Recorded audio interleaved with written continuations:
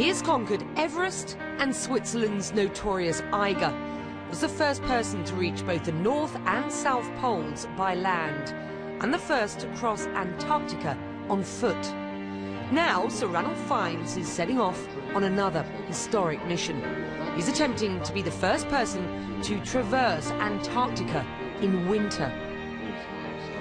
Why this particular polar expedition? Because it is genuinely the only huge physical, geographical challenge left to human beings. We're talking 3,200 kilometres, mostly in the dark. 6 grueling months at temperatures as low as -90 degrees. Not just to enter the record books, but to raise $10 million for Seeing is Believing, a global charity to prevent blindness. With respect, sir, you're nearly 70. What drives you on?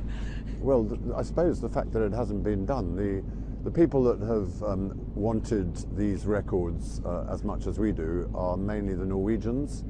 And we realise this, they realise that. For the last 40 years it's been, you know, back and forth.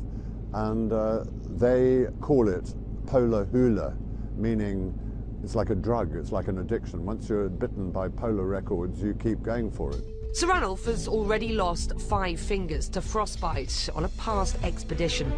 And while the 68-year-old will be accompanied by high-tech support vehicles, he and his team of 5 others will be on their own. If things go wrong, what happens? You're thousands of miles away from any help. Well, that is the problem. All the expeditions we've done in 40 years, if something had gone wrong in a nasty place, you can press a beacon, a ski plane can come in. This is the first time that if we run into problems like that, there is no help, because in Antarctica in winter, all the rescue facilities shove off. And now the expedition ship is on its way, waved off by Prince Charles in London.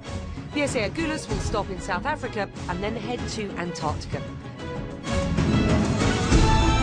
The team will start from Dronning-Maudland in the north on March the 21st and trek south to reach Captain Scott's base at McMurdo Sound by September the 21st. This is a life-threatening trip. Ran, do you think about that? Do you think about not coming back? I don't think about not coming back because, I mean, more people get killed on the roads here than they do in Antarctica. That's because there are more people on the roads here than there are people in Antarctica. I had a massive heart attack reading a magazine on an aeroplane. You know, you don't need to go to Antarctica to pop it. What does the family think, though? Do they encourage this? For 36 years, my late wife was the radio operator and base commander. She was on the expeditions. When she died, when I got married again, had a baby daughter, I haven't been on a big expedition since that happened. Therefore, I will know whether it has a bad effect mentally or not when I go on it. When you look forward at this point, what is it you're thinking about most? Well, you think about your family, you know, your wife, children, and if you want to be a bit more sort of physical, my personal thing is to have a hot bath. I love hot baths, foam baths, and you know, to me that's better than any sort of amphetamine. So you're not going to have one for about 6 months. I have one before you leave. The number of them. People do smell, but then they all smell, so it doesn't matter.